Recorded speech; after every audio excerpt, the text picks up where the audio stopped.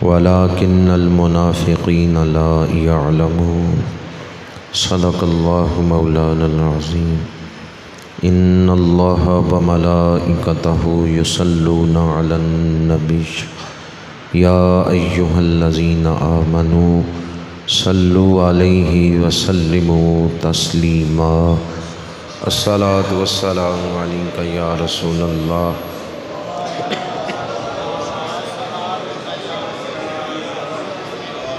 الصلاة والسلام عليك يا رسول الله وعلى آلك وأصحابك يا حبيب الله عاشق خیر الورا قرۃ عیون الصلحاء حضرت مولانا محمد شبیر صاحب نقشبندی زیدہ شرفہ فخر آل سنت حضرت مولانا قاری ارشد محمود صاحب زیدہ شرفہ حضرت مولانا قاری ایوب صاحب زیدہ شرفہ فخر آل سنت حضرت مولانا قاری محمد افضال صاحب زیدہ شرفہ عاشق رسالت مآب حضرت مولانا قاری ثناء اللہ سیالوی صاحب انتہائی واجب التکریم علماء کرام مہمانان ذی وقار برادران اسلام حاضرین و سامعین تلاوت ہوئی نعت خوانی ہوئی بیان ہو رہا ہے ہم سب مل کر محبتوں کا ایک گلدستہ تیار کر رہے ہیں جسے آج مدینہ منورہ بھیجنا ہے یہ محفل آپ لوگوں کی عقیدتوں اور محبتوں کا گلدستہ ہے جو سرکار مدینہ کی بارگاہ میں پیش کیا جا رہا ہے کیا خیال ہے آپ لوگوں کا وہ کریم آقا جو طائف کے بازار میں پتھر پھینکنے والوں کو ہدایت کی دعا دیتے ہیں وہ گلدستے پیش کرنے والوں کو کیا کچھ عطا کریں گے آج اس محفل میں شامل ہو کر ہمیں اپنے گناہ بخشوانے کا ایک موقع مل گیا ہے مقدر چمکانے کا موقع مل گیا ہے قیامت کے دن حضور کی شفاعت حاصل کرنے کا بہانہ مل گیا ہے ہم کسی عامی کی محفل میں نہیں بیٹھے ہوئے رحمت للعالمین کی محفل میں بیٹھے ہوئے ہیں یہ وہ ذکر ہے جس کو اللہ نے بڑی بلندیاں عطا فرمائی ہیں وَرَفَعْنَا لَكَ ذِكْرَكَ ذکر رسول میں بیماریوں کی شفا ہے اس ذکر میں دعاؤں کی قبولیت ہے یہ ذکر مصیبتیں ٹال دیتا ہے یہ ذکر مشکلات سے نکال لیتا ہے یہ ذکر کامیابیوں کے دروازے کھلوا دیتا ہے یہ ذکر باعث رحمت بھی ہے باعث ہدایت بھی ہے اور باعث نجات بھی ہے اس ذکر کے ساتھ ہماری نجات جڑی ہوئی ہے ایک دوست کہنے لگے ٹھیک ہے ذکر تو بڑی شان والا ہے لیکن اس کے لیے اکٹھ کرنے کی محفل کرنے کی کیا ضرورت ہے گھر اکیلے بیٹھ کے بھی درود شریف پڑھ سکتے ہیں یہ محفل کی کیا ضرورت ہے اس کے بہت سارے جوابات ہیں ایک جواب یہ ہے کہ منڈی میں جب ڈھیری کا سودا ہوتا ہے تو ڈھیری کے سودے میں ناقص مال بھی اچھے مال کے ساتھ بک جاتا ہے اور اچھی قیمت پہ بک جاتا ہے آج ڈھیری کا سودا ہو رہا ہے علماء بھی آئے ہیں سفید داڑھیوں والے بزرگ بھی آئے بیٹھے ہیں آنے والوں میں سے کسی ایک کی حاضری بھی قبول ہو گئی تو پوری محفل پہ کرم ہو جائے گا اٹھ فریدا ستے آتے میلہ ویکھن جا مت کوئی مل جائی بخشے آتے توں وی بخشے آ مت کوئی مل جائی بخشے آتے توں وی بخشے آ جا دعا گو ہوں خالق کائنات اس محفل پاک کی برکتیں ہم سب کو نصیب فرمائے محمد علی بانیہ صاحب مرحوم کو بخشش اور مغفرت کاملہ عطا فرمائے اس بستی کے قبرستان میں جتنے اہل ایمان دفن ہیں اللہ سب کو اور جمیع امت مسلمہ مرحومہ کو اس محفل میلاد کی برکتیں اور اجر و ثواب عطا فرمائے۔ ساؤنڈ والے دوست سے کہوں گا ایکو بند کر دیں، سادی آواز بنا دیں۔ خطبہ کے دوران میں نے قرآن پاک کی بڑی جامع آیہ مبارکہ تلاوت کی ہے، جس میں تینوں چیزیں ایک ترتیب کے ساتھ اللہ پاک نے بیان فرمائی ہیں۔ وَلِلَّهِ الْعِزَّةُ وَلِرَسُولِهِ وَلِلْمُؤْمِنِينَ۔ الحمدللہ ہم اہل سنت و جماعت ہیں، جو توحید کو بھی مانتے ہیں، رسالت کو بھی مانتے ہیں، ولایت کو بھی مانتے ہیں۔ اور ہم کیوں مانتے ہیں کہ قرآن ہم سے منواتا ہے۔ بعض لوگ توحید کا ذکر اس طرح کرتے ہیں کہ رسالت کی بے ادبی، اور بعض ولیوں کے منکر۔ ہم توحید بھی مانتے ہیں، رسالت بھی مانتے ہیں، ولایت کو بھی مانتے ہیں، اور تینوں چیزیں اللہ نے اس آیت میں بیان فرمائی۔ سب سے پہلے توحید کا بیان ہے، وَلِلَّهِ الْعِزَّةُ، ساری عزتیں اللہ کے لیے ہیں۔ اللہ عزتوں کا خالق ہے، اللہ عزتوں کا مالک ہے، اللہ عزتوں والا ہے۔ ہمارے ہاں بچہ پیدا ہوتا ہے تو سب سے پہلے اس کی کان میں اذان کہتے ہیں، اللہ اکبر، اللہ اکبر۔ پہلی آواز جو بچے کے کان میں ڈالتے ہیں، اللہ سب سے بڑا ہے۔ اور جب کوئی مسلمان فوت ہوتا ہے تو دفنانے سے پہلے 4 تکبیریں میت پہ پڑھتے ہیں۔ یہ اس بات کا ثبوت ہے مسلمان کی زندگی پیدائش سے موت تک اللہ کی کبریائی کا اعلان ہے۔ وَلِلَّهِ الْعِزَّةُ، ساری عزتیں اللہ کے لیے، ساری عزتیں۔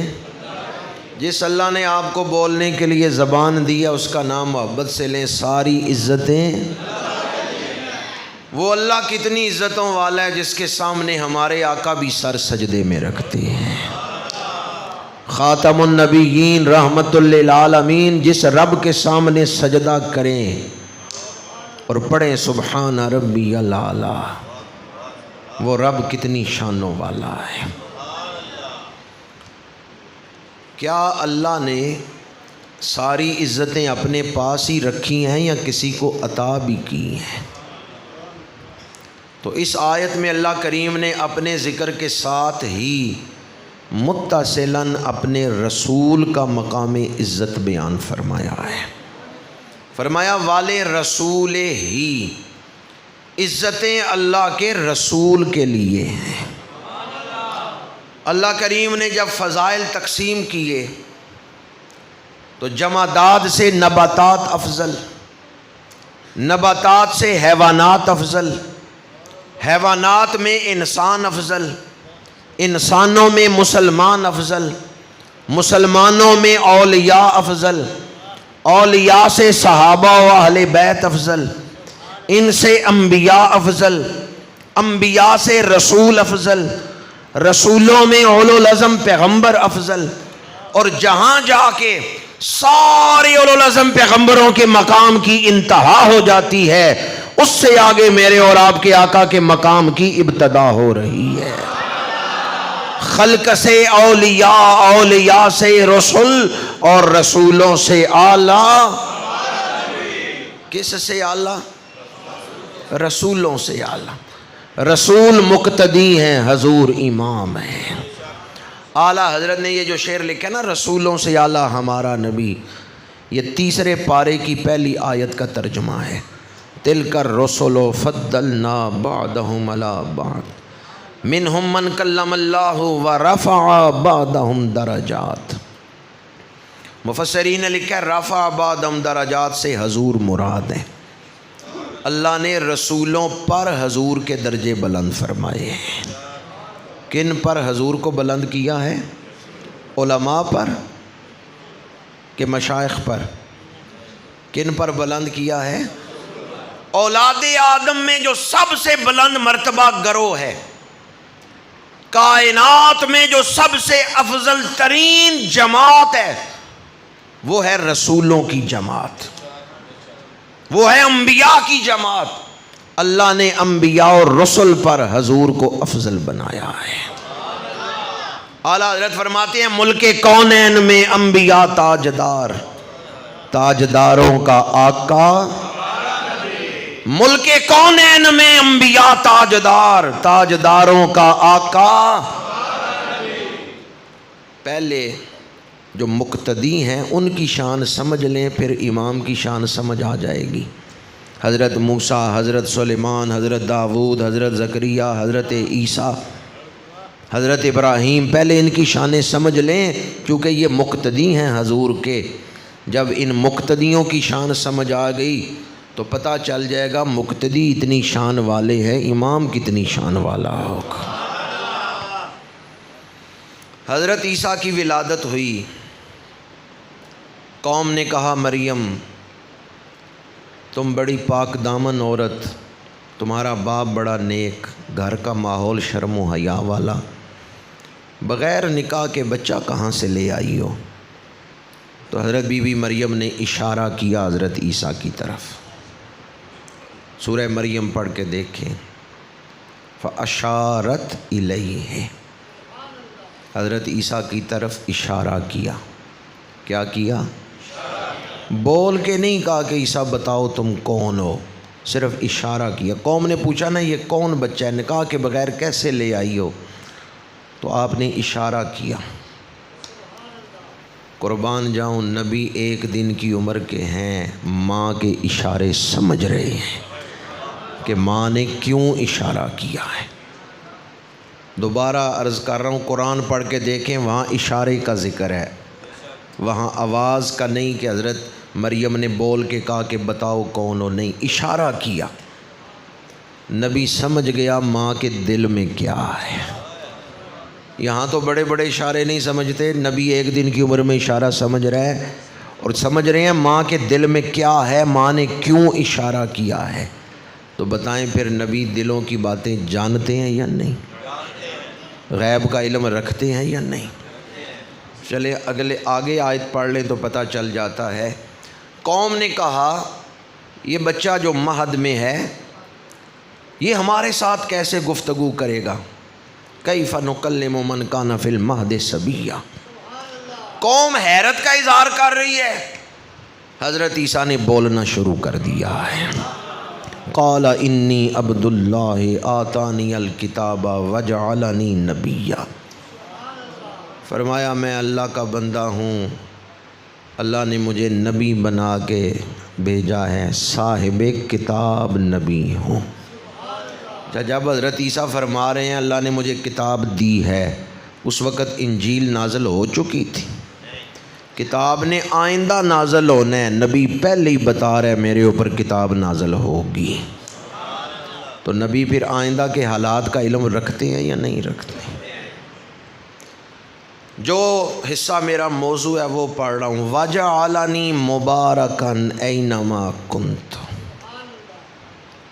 بعض لوگ کہتے ہیں نا ہم نبی ہمارے جیسے ہی بشر ہیں، حضرت عیسیٰ نے فرمایا بنانے والے نے مجھے مبارک بنایا ہے، میرے وجود میں برکتیں ہیں، میرے وجود میں وَجَعَلَنِي مُبَارَكًا أَيْنَمَا كُنْتُ، جہاں میں ہوں وہاں برکتیں، میں جہاں بیٹھ جاؤں وہاں برکتیں، جہاں سے گزروں وہاں سے برکتیں، جس کے لیے ہاتھ اٹھاؤں اس کے لیے برکتیں، اور جس کو پھونک مار دوں اس کے لیے برکتیں۔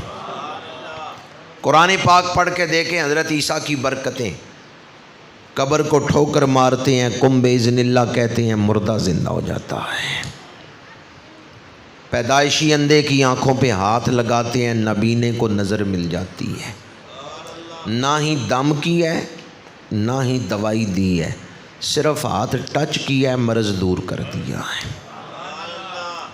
برکت ہے یا نہیں؟ چند لوگ ہی سبحان اللہ بولے ہیں۔ دوائی بھی نہیں دی، دم بھی نہیں کیا، مسیح لقب ہے حضرت عیسیٰ کا، مسیح۔ مسیح کا مطلب کیا ہے؟ مسا کر کے مرض دور کر دینے والے، ہاتھ ٹچ کر کے مرض دور کر دینے والے۔ مریض کے بدن کو ہاتھ لگ جائے حضرت عیسیٰ کا، مرض دور ہو جاتا ہے۔ اب کوئی کہہ سکتا ہے نبی ہماری جیسے بشر ہے؟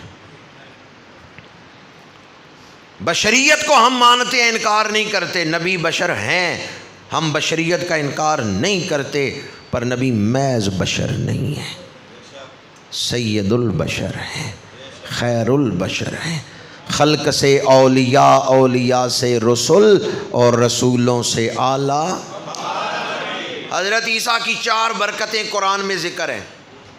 مردوں کو زندہ کر رہے ہیں، اندھوں کو نظر مل رہی ہے، کوڑوں کو شفا مل رہی ہے، مٹی کا مجسمہ، طوطا، چڑیا، کسی پرندے کا مجسمہ سامنے رکھیں، حضرت عیسیٰ پھونک مارتے ہیں، وہ زندہ پرندہ بن کے اڑنا شروع ہو جاتا ہے۔ پیارے عیسیٰ بڑی شانیں لے کے آئے، پر بعثت کا مقصد کیا ہے؟ کیوں دنیا میں تشریف لائے؟ فرمایا مبشرم برسول یاتی من بعد اسمہ احمد، میں خوشخبری دینے آیا ہوں، میرے بعد بڑی شانوں والا رسول آ رہا ہے۔ مخبرم برسول، یہ الفاظ نہیں ہیں، بلکہ قرآن پاک میں ہے مبشرم برسول۔ مخبر اور مبشر میں فرق ہے۔ خبر دینے والا ایسی خبر دے کہ سن کے علم ملے لیکن دل میں خوشی نہ پیدا ہو، تو اسے کہتے ہیں مخبر۔ اور اگر خبر دینے والا ایسی خبر دے کہ خبر سن کے دل خوش ہو جائے تو اسے کہتے ہیں مبشر۔ حضرت عیسیٰ نے مخبر کا لفظ بولا ہے یا مبشر کا لفظ؟ حضرت عیسیٰ بتا رہے ہیں جب حضور کی آمد کا ذکر ہو دل خوش ہو جاتے ہیں۔ آگے انہوں نے آمد مصطفیٰ بیان کیا، پیچھے مبشر کا لفظ۔ مطلب کیا ہے؟ یہ نہیں ہو سکتا حضور کی آمد بھی بیان ہو اور دل خوش نہ ہو۔ آپ خوش ہو کے کہہ سکتے ہیں آمد مصطفیٰ؟ نہیں، میں نے یہ نہیں کہا اونچی آواز میں، کہ میں نے کہا خوش ہو کے جواب دیں۔ خوشی دل میں چھپی ہوئی ہو تو اسے سرور کہتے ہیں، خوشی ٹور سے ظاہر ہو اسے حبور کہتے ہیں، خوشی چہرے سے نظر آئے کہ بندہ خوش بیٹھا ہوا ہے اسے فرحت کہتے ہیں۔ آمد مصطفیٰ، ٹھیک ہے دنیا میں بڑے غم ہیں، پر تھوڑی دیر کے لیے سارے غم جھٹک دیں کہ ہم ذکر رسول سن رہے ہیں۔ اعلیٰ حضرت کہتے ہیں ان پہ نثار کوئی کیسے ہی رنج میں ہو، جب یاد آ گئے ہیں سب غم، جب یاد آ گئے ہیں سب غم، آمد مصطفیٰ۔ اب حضرت عیسیٰ تو بڑی برکتوں والے ہیں، اور حضرت عیسیٰ آئے ہیں حضور کا اعلان کرنے، ہوکا دینے کہ میرے بعد بڑی شانوں والا رسول آ رہا ہے۔ پہلے زمانوں میں طریقہ تھا بادشاہ کی سواری آ رہی ہے، آگے ایک ہوکا دینے والا اعلان کر رہا ہے، بعد با ملاحظہ ہوشیار بادشاہ سلامت آ رہے ہیں۔ اب ذرا دیانتداری سے فیصلہ کریں، جو بادشاہ کی سواری کے آگے اعلان کر رہے ہیں نا، وہ مردے زندہ کر لیتا ہے، تو پیچھے آنے والے شہنشاہ کی شان کیا ہوگی؟ حضرت عیسیٰ کا وجود تو ہے برکتوں والا، تو جن کا اعلان کرنے آئے ہیں اس محبوب کا وجود کتنی برکتوں والا ہوگا۔ نعمتیں بانٹتا جس سمت وہ ذیشان گیا، ساتھ ہی منشی رحمت کا۔ سورہ صاد آیت نمبر 29، کتاب انزلناہ الیک مبارک۔ اللہ نے فرمایا محبوب ہم نے آپ کی طرف جو کتاب اتاری ہے یہ کتاب مبارک ہے۔ کتاب انزلناہ الیک مبارک، کتاب مبارک ہے، تو پوری کتاب جس محبوب کے سینے میں اتری ہے وہ محبوب بھی پھر مبارک ہے یا نہیں؟ اب جو حدیث سنا رہا ہوں اسے امام بخاری نے التاریخ الکبیر میں نقل کیا ہے۔ ایک صحابی اپنے بیٹے کو لے کے حضور کی بارگاہ میں حاضر ہوئے، بیٹے کا نام ہے حنظلہ۔ یا رسول اللہ میرا بیٹا حنظلہ، آپ اس کے لیے برکت کی دعا فرمائیں۔ کون سی دعا؟ برکت بھی مانگنی چاہیے۔ ہم کثرت مانگتے ہیں یا اللہ اور دے اور دے اور دے، برکت نہیں مانگتے۔ وہ کام بھی کرنے چاہیے جن سے برکت ملتی ہے۔ رزق ملے برکت نہ ہو، رزق آ گیا سکون نہیں آئے گا۔ رزق تھوڑا آیا لیکن برکت لے کے آیا تو تھوڑا رزق بھی عزت کا باعث بن جاتا ہے، سکون کا باعث بن جاتا ہے۔ تو ہمیں برکت کی بھی ضرورت ہے۔ صحابہ مانگتے تھے۔ ایک صحابی حاضر ہوئے اپنے بیٹے حنظلہ کو لے کر، امام بخاری نے تاریخ الکبیر میں یہ روایت نقل کی، یا رسول اللہ یہ ہے میرا بیٹا حنظلہ، آپ اس کے لیے برکت کی دعا فرمائیں۔ میرے آقا کریم نے فرمایا ادنو منی یا غلام، بچے میرے قریب ہو جاؤ۔ حنظلہ قریب ہو گئے۔ فوضع یدہ علی راسہ فقال بارک اللہ فیک، حضرت حنظلہ کے سر پہ میرے آقا کریم نے دست شفقت رکھا، حنظلہ کے سر پہ حضور نے ہاتھ رکھا اور فرمایا اللہ تمہیں برکتیں عطا فرمائے۔ حنظلہ واپس اپنے گھر آ گئے۔ قبیلے والوں کو پتہ چلا، مدینہ منورہ کے قریب ایک قبیلے میں وہ رہتے تھے، اہل قبیلہ کو پتہ چلا کہ حنظلہ حضور سے برکت کی دعا لے کے آئے ہیں۔ اب اس قبیلے میں کوئی بیمار ہو جاتا، مریض کو لے کے لوگ آ جاتے حضرت حنظلہ کے گھر اور کہتے حنظلہ تم جو رسول اللہ سے دعائے برکت لے کے آئے ہو، ہمیں بھی اس دعا میں سے حصہ دو۔ وہ جو دعائے برکت رسول اللہ سے کروا کے آئے ہو، ہمیں بھی اس دعا میں سے حصہ دو۔ حضرت حنظلہ کیا کرتے؟ ان کے سر پہ جہاں حضور کا ہاتھ مبارک مس ہوا تھا وہاں وہ اپنا ہاتھ رکھتے، جہاں حضور کا ہاتھ ٹچ ہوا تھا نا وہاں وہ اپنا ہاتھ رکھتے، اپنا ہاتھ پھیرتے سر کی اس جگہ پہ، پھر اپنا ہاتھ مریض کے بدن پہ پھیرتے اور پڑھتے بسم اللہ علی اثر ید رسول اللہ، یا اللہ دستے رسول کی برکتیں ظاہر فرما دیں۔ امام بخاری فرماتے ہیں ہاتھ حضرت حنظلہ کا لگتا تھا، اللہ بیماروں کو شفا عطا فرما دیتا تھا۔ وہاں حضرت عیسیٰ اپنا ہاتھ لگا رہے ہیں، مریض کو شفا مل رہی ہے۔ اور یہ جو حدیث میں نے آپ کو سنائی ہے تاریخ الکبیر سے، اس میں ہاتھ کس کا لگ رہا ہے؟ صحابی رسول کا۔ برکتیں کس کی تقسیم ہو رہی ہیں؟ برکتیں رسول اللہ کے دستے مبارک کی۔ کیونکہ جہاں حضور کا ہاتھ مس ہوا تھا وہاں اپنا ہاتھ پھیر کے پھر وہ مریض کے بدن پہ ہاتھ پھیرتے اور پڑھتے بسم اللہ علی اثر ید رسول اللہ، یا اللہ دستے رسول کی برکتیں ظاہر فرما دیں۔ ولایت برکات نبوت میں سے ہے۔ ولی کے دامن میں جو کچھ ہے وہ نبی کی نسبت کی برکت ہے۔ ہمارے آقا کریم کا وجود برکتوں والا ہے، جو آپ کے قریب ہوتا جائے گا برکتیں پاتا جائے گا، جو جتنا قریب ہوگا اسے اتنی زیادہ برکتیں حاصل ہوں گی۔ اور قرب رسول یہ مقاصد دین میں سے ہے، یہ کوئی ضمنی یا ذلی بات نہیں ہے، ذیلی بات نہیں ہے، مقاصد میں سے۔ میرے آقا کریم نے بعض اعمال بیان کی ہیں جن سے حضور کا قرب ملتا ہے۔ فرمایا جو کثرت سے درود پڑھے گا، ان اول الناس بی اکثرہم علیہ صلاۃ، ان اول الناس بی یوم القیامت، قیامت کے دن میرے سب سے زیادہ قریب وہ ہوگا جو سب سے زیادہ درود پڑھنے والا ہوگا۔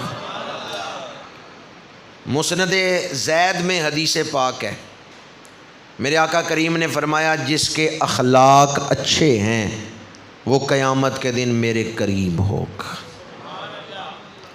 ایک حدیث مبارکہ میں فرمایا جو بچیوں کی آزمائش میں ڈالا گیا، یعنی جس کے گھر بیٹیاں پیدا ہوئیں اور اس نے بیٹیوں کی اچھی تربیت کی، ان کے حقوق ادا کیے، وہ قیامت کے دن میرے اتنا قریب ہوگا جس طرح ہاتھ کی انگلیاں ایک دوسرے سے ملی ہوئی ہیں۔ دم اصابعہ، پھر حضور نے دست مبارک کی انگلیاں ملا کے صحابہ کو دکھایا۔ 3 حدیثیں میں نے آپ کے سامنے بیان کی۔ جن میں حضور نے اپنا قرب بطور اجر بیان کیا ہے. درود پڑھو میرا قرب ملے گا، اچھے اخلاق اپناؤ قیامت کے دن میرا قرب ملے گا، بچیوں کے حقوق ادا کرو، بیٹیوں کے حقوق، میرا قرب ملے گا.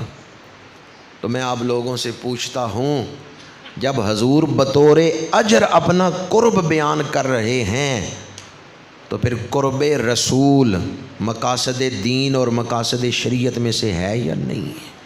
پھر قرب رسول کے فائدے ہیں یا نہیں؟ جو حضور کے قریب ہو گیا تر گیا.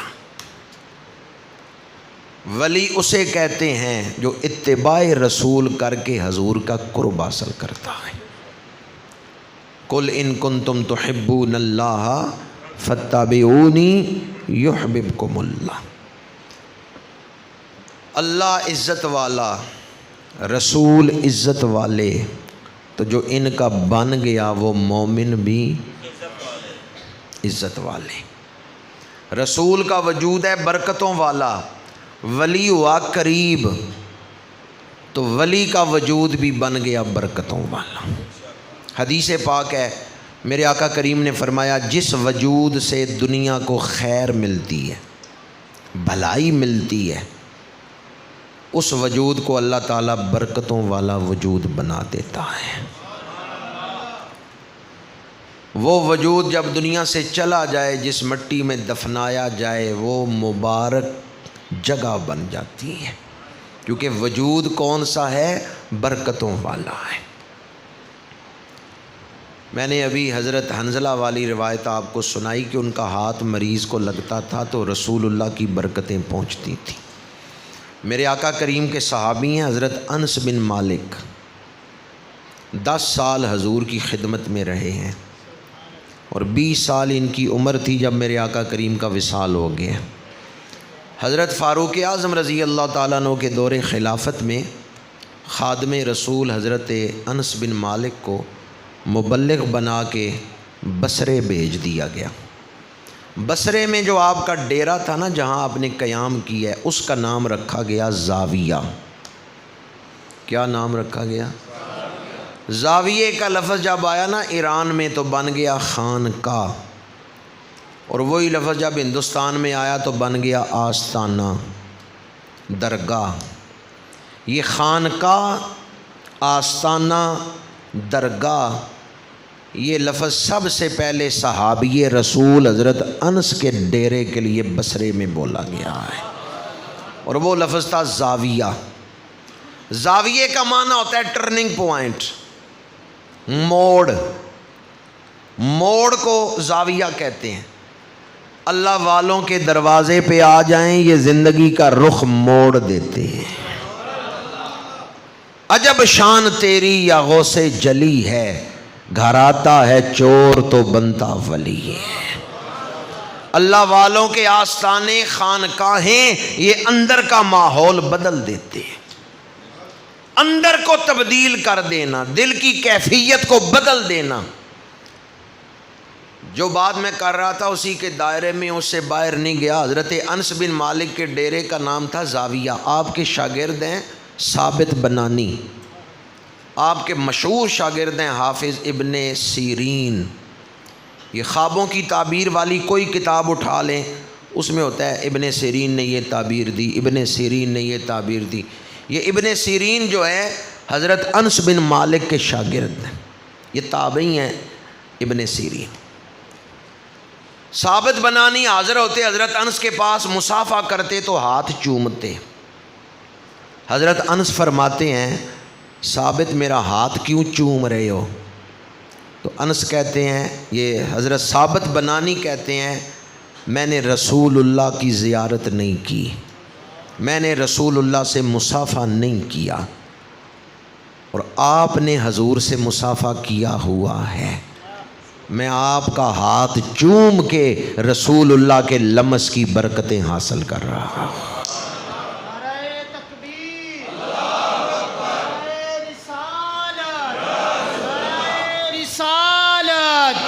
تاجدار ختم نبوت، جشن عید میلاد نبی. کعبہ شریف پہ جو رحمتیں نازل ہو رہی ہیں انہیں تقسیم کرنے کے لیے دنیا بھر میں مسجدیں بنا دی گئی ہیں.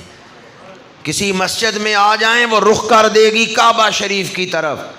اور وجود مصطفیٰ پہ جو رحمتیں اور برکتیں نازل ہو رہی ہیں انہیں تقسیم کرنے کے لیے اللہ نے ولیوں کو وجود عطا فرمایا ہے.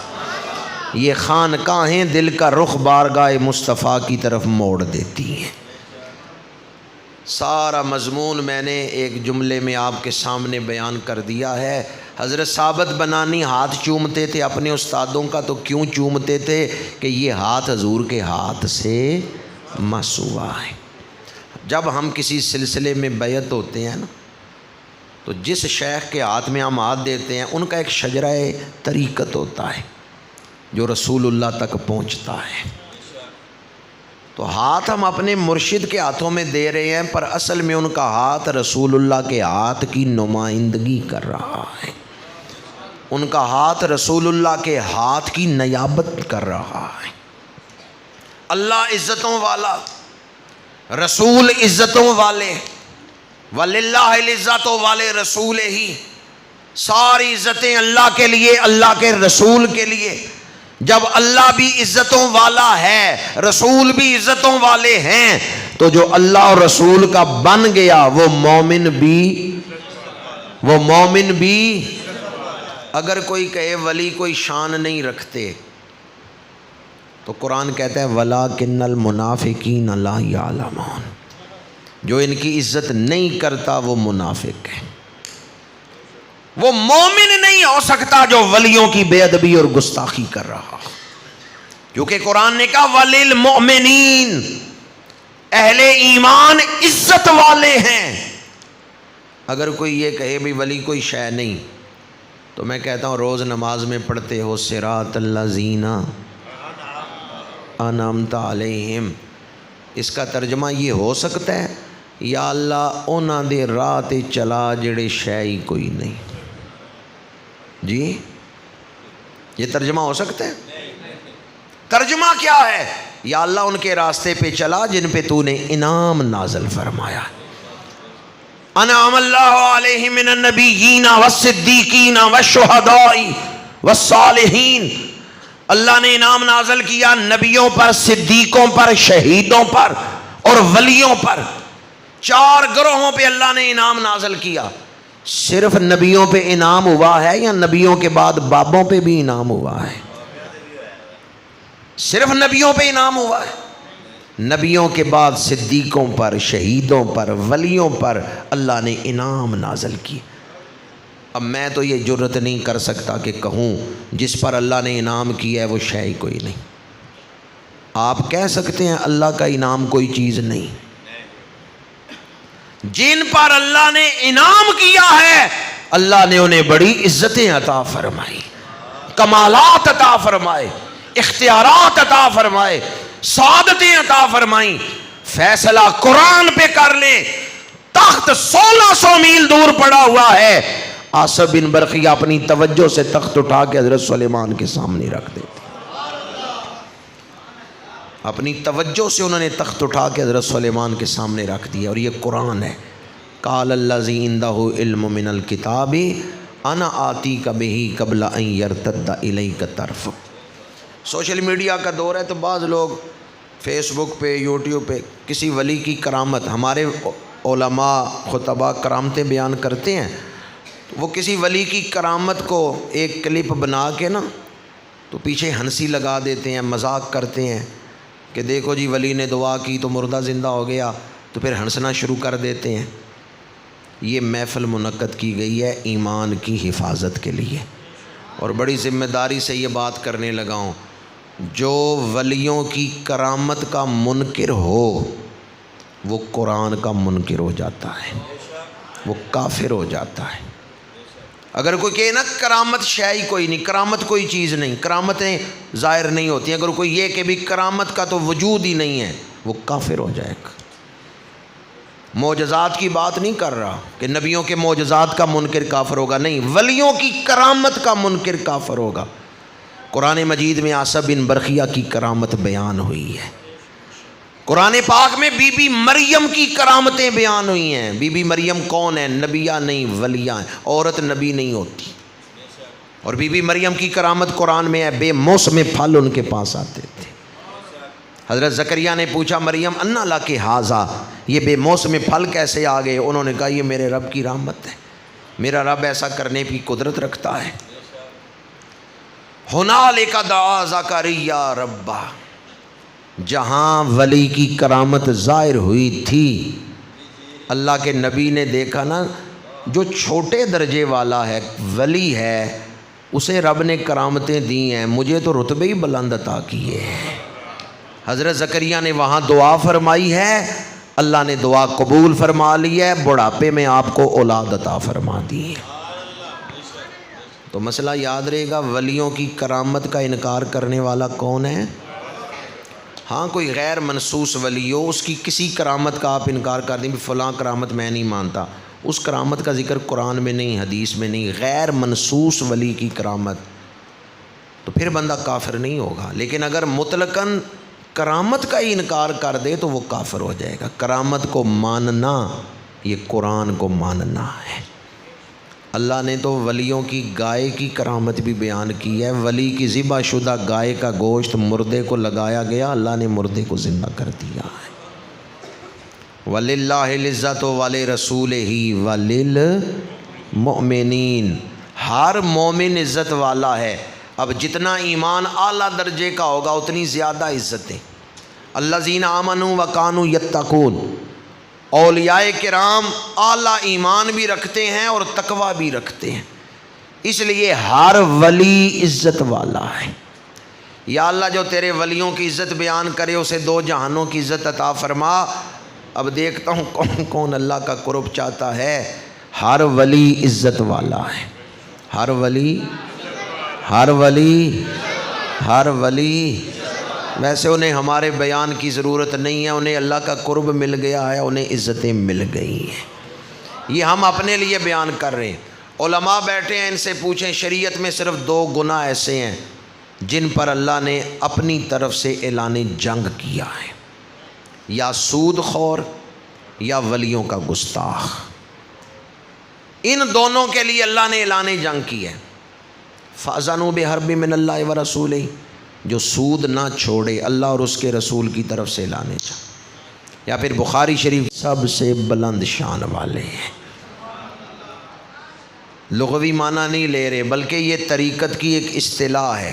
علامہ ابن عابدین شامی نے اس پر کتاب لکھی ہے اجابت الغوث. غوث جو ہے وہ امور تکوینی میں جن ولیوں کی ڈیوٹیاں لگتی ہیں جو نظام قدرت کا حصہ بنتے ہیں، ان ولیوں میں غوث بلند مرتبہ ہوتا ہے. غوث ہر دور میں ہوتے ہیں، پہلے بھی ہوئے آئندہ بھی ہوں گے، پر تاریخ میں غوث اعظم ایک ہی ہوئے ہیں. میں شہنشاہ بغداد کو غوث نہیں کہتا، غوث اعظم کہہ رہا ہوں. غوث تو آپ کے دروازے کے نوکر ہیں. حضرت سلطان باہو بہت بڑی ہستی ہیں، سلطان الفقراء ہیں حضرت سلطان باہو. لیکن جب بغداد شریف حاضر ہوتے ہیں تو کہتے ہیں شہر بغداد دے ٹکڑے منگساں تے کرساں. ہم اندھوں کو کیا پتا غوث اعظم کون ہے؟ یہ کون لکھ رہے ہیں شہر بغداد دے ٹکڑے منگساں تے کرساں میراں میراں ہوں، جو خود سلطان ہے. اعلیٰ حضرت شاہ احمد رضا خان بریلوی. اچھا لفظ اعلیٰ حضرت پر بھی آج کل ایک بندہ اعتراض کر رہا ہے، جی دیکھیں جی پہلے بڑے حضرت علی کو کہتے ہیں حضرت علی، تو احمد رضا خان بریلوی کو کہتے ہیں اعلیٰ حضرت. تو یاد رکھیں جب ہم آپ کو اعلیٰ حضرت کہتے ہیں تو اس لفظ کا دائرہ صرف آپ کے زمانے کے علماء مشائخ، پہلے بھی نہیں بعد والے بھی نہیں. سمجھ آئی میری بات؟ جیسے مدرسے میں کہہ دیتے ہیں نا وڈے استاد، تو اگر اپنے مدرسے میں کسی استاد کا یہ تخلص مشہور ہو جائے، یہ لقب مشہور ہو جائے، مسئلہ پوچھنے کو بندہ آئے تو ایک استاد کہہ دے بھی اینو وڈیاں استاداں کو لے جاؤ.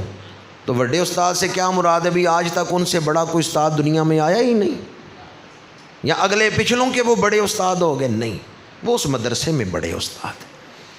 اعلیٰ حضرت کا جو لفظ ہے وہ آپ کے زمانے کے حضرتوں کے لیے ہے، نہ پہلوں کے لیے نہ بعد والوں کے لیے. اپنے دور میں آپ سب سے اعلیٰ حضرت تھے. لفظ سمجھ آیا آپ کو؟ بعض لوگ غلط فہمی پھیلا کے نا خام خواہی آل سن بات کی خود سمجھ نہیں ہوتی، اگلے کو وہم میں ڈال دیتے۔ اعلیٰ حضرت شاہ احمد رضا خان بریلوی کے جو فتاوی رضویہ ہیں، بر صغیر کی تاریخ میں اتنے بڑے فتاوی کسی نے نہیں لکھے۔ علم کا سمندر امام احمد رضا خان بریلوی، لیکن جب شہنشاہ بغداد کا ذکر کرتے ہیں تو کہتے ہیں تجھ سے در در سے سگ سگ سے ہے مجھ کو نسبت، میری گردن میں بھی ہے دور کا ڈورا تیرا، اے شہنشاہ بغداد جو آپ کے دروازے کا کتا ہے، میں احمد رضا اس کتے کا بھی نوکر ہوں۔ نعرہ رسالت، نعرہ تحقیق، نعرہ حیدری، آقا تیری شان کی خاطر تاجدار ختم نبوت۔ اب تک میں نے نکات ہی بیان کیے، واقعات نہیں، حدیثیں سنائی آپ کو واقعاتی۔ اب میں آپ کو ایک واقعہ سنا رہا ہوں۔ اللہ عزتوں والا، رسول عزتوں والے، رسول کے غلام بھی حضور شہنشاہ بغداد واز کر رہے ہیں۔ 10,000 کا مجمع سامنے ہے، بالکل آپ کے سامنے بیٹھے ہوئے علی بن حیدی سو گئے۔ خطیب کے سامنے بیٹھا ہوا بندہ سو جائے، اپنا اپنا رد عمل ہوتا ہے، کوئی کچھ کہتا ہے کوئی کچھ کہتا ہے۔ شہنشاہ بغداد نے دیکھا میرے سامنے بیٹھے ہوئے علی بن حیدی سو گئے ہیں۔ شہنشاہ بغداد منبر سے اترے، سوئے ہوئے آدمی کے پاس دست بستہ ہاتھ باندھ کے کھڑے ہو گئے۔ وہ سوئے ہوئے ہیں، شہنشاہ بغداد ہاتھ باندھ کے کھڑے ہیں۔ تھوڑی دیر بعد جناب علی بن حیدی کو جھٹکا لگا، آنکھ کھلی، کھڑے ہو گئے اور عرض کرنے لگے حضور آپ واز چھوڑ کے میرے پاس کیوں آ گئے؟ آپ تو بیان فرما رہے تھے، میرے پاس کیوں آ کے کھڑے ہو گئے؟ آپ نے فرمایا علی بن حیدی سچ بتا، اس وقت خواب میں تجھے رسول اللہ کا دیدار نہیں تھا؟ اور جناب علی بن حیدی نے 10,000 کے مجمع کی طرف منہ کر کے کہا، میں اللہ کی قسم اٹھا کے کہتا ہوں جو کچھ میں خواب میں دیکھ رہا تھا شہنشاہ بغداد جاگتے ہوئے دیکھ رہے تھے۔ یا اس مجمع میں بیٹھا ہوا کوئی آدمی سو جائے، آپ بتا سکتے ہیں کیا خواب دیکھ رہے ہیں؟ خواب کوئی اور دیکھے آپ بیان کر سکتے ہیں؟ ایک محفل میں نے پوچھا بھی آپ گھر بیٹھے ہوئے ہیں، آپ کا بھائی بستر پہ سویا ہوا ہے، بتا سکتے ہیں میرا بھائی کیا خواب دیکھ رہے ہیں؟ تو ایک بندے نے کہا بھی دوسرے کا خواب ہم نے کیا بیان کرنا ہے، ہمیں تو اپنے خواب نہیں یاد رہتے، ہم تو اپنے خوابوں کی تعبیر پوچھنے جائیں نا بزرگوں کے پاس تو کہتے ہیں خبریں ہیں جو ویکھیا سی کہ ہیں جو ویکھیا سی، ہمیں اپنا خواب نہیں یاد رہتا، دوسرے کا خواب ہم کیا بیان کریں گے؟ شہنشاہ بغداد کو اللہ نے کتنی نظر عطا فرمائی ہے، خواب علی بن حیدی دیکھ رہے ہیں، بیان غوث اعظم فرما رہے ہیں۔ جناب شہنشاہ بغداد نے فرمایا اے علی بن حیدی ان لوگوں کو بتا دے حضور تجھے کیا حکم دے کے گئے ہیں۔ جناب علی بن حیدی نے کہا اللہ کے رسول نے فرمایا اے علی جب میرا دیدار کرنا ہو میرے بیٹے عبد القادر کی محفل میں آ جایا کر، تجھے میرا دیدار ہو جائے گا۔ عین الفقر میں حضرت سلطان باہو رحمۃ اللہ تعالیٰ علیہ نے لکھا ہے فقیر فنا فی اللہ وہ ہے جو اپنے مرید کا ہاتھ پکڑ کے مجلس محمدی میں لے جاتا ہے، اور جو ایسا نہیں کر سکتا وہ رابر نہیں، وہ رازن ہے۔ پیر طریقت وہ ہوتا ہے جو مرید کا ہاتھ پکڑ کے مجلس نبوی میں لے جاتا ہے۔